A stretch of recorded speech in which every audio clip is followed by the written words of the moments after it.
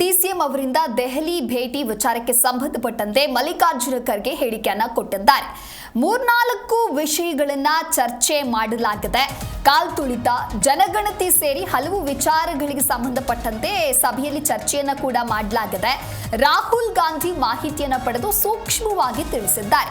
ಇಂತಹ ಘಟನೆ ನಡೆಯಬಾರದಿತ್ತು ಎಂದಿದ್ದಾರೆ. ಅಂದ್ರೆ ಬೆಂಗಳೂರಿನ ಚಿನ್ನಸ್ವಾಮಿ ಸ್ಟೇಡಿಯಂನಲ್ಲಿ ನಡೆದಿರ್ತಕ್ಕಂತಹ ಕಾಲ್ತುಳಿತ ಪ್ರಕರಣ, ಅದರಲ್ಲಿ 11 ಮಂದಿ ಸಾವನ್ನಪ್ಪಿದ್ರು. ಅದೇ ವಿಚಾರವಾಗಿ ಇಲ್ಲಿ ಮಾತನಾಡಲಾಗಿದೆ. ಆ ಕುಟುಂಬದವರ ಬೆನ್ನಿಗೆ ನಿಲ್ಲಿ ಅಂತ ಹೇಳಿದ್ದಾರೆ.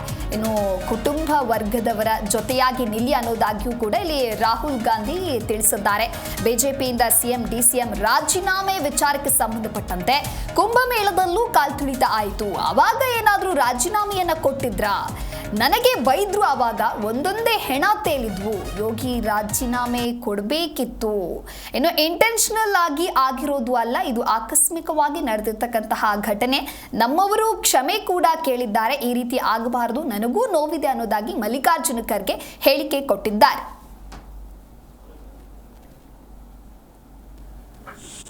ಚೀಫ್ ಮಿನಿಸ್ಟರ್ ಒಂದು 3-4 ವಿಷಯಗಳನ್ನು ನಾವು ಪ್ರಸ್ತಾಪ ಮಾಡಿದ್ದೇವೆ. ಇಲ್ಲಿ ಸ್ಟ್ಯಾಂಪೇಡ್ ಆಗಿತ್ತು, ಆಮೇಲೆ ಕಾಸ್ಟ್ ಸೆನ್ಸಸ್ ಮತ್ತು ಬೇರೆ ಬೇರೆ ವಿಚಾರಗಳನ್ನು ಆಡಳಿತಕ್ಕೆ ಸಂಬಂಧಪಟ್ಟಂಥದ್ದನ್ನು ಮಾಹಿತಿ ನಾನು ರಾಹುಲ್ ಗಾಂಧಿ ಅವರು ಕುಂತು ತಗೊಂಡೇವೆ. ಸೊ ನ್ಯಾಚುರಲಿ ಅದು ನಮ್ಮ ಇಂಟರ್ನಲ್ ಪಾರ್ಟಿ ಕನ್ಸಂಪ್ಷನ್ಗೋಸ್ಕರ ಆ ಮಾಹಿತಿಯನ್ನು ಪಡೆದು ಕೆಲವು ಸೂಕ್ಷ್ಮವಾಗಿ ಅವ್ರಿಗೆ ತಿಳಿದ್ದೇವೆ.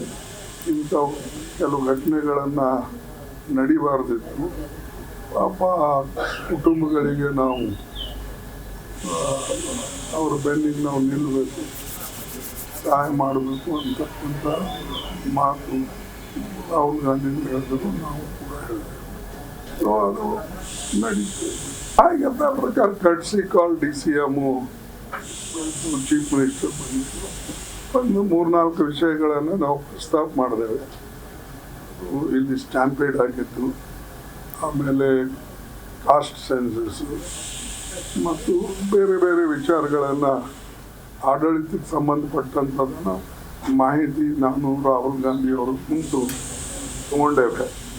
ಸೊ ನ್ಯಾಚುರಲಿ ಅದು ನಮ್ಮ ಇಂಟರ್ನಲ್ ಪಾರ್ಟಿ ಕನ್ಸಂಪ್ಷನ್ಗೋಸ್ಕರ ಆ ಮಾಹಿತಿಯನ್ನು ಪಡೆದು ಕೆಲವು ಸೂಕ್ಷ್ಮವಾಗಿ ಅವ್ರಿಗೆ ತಿಳಿದ್ದೇವೆ.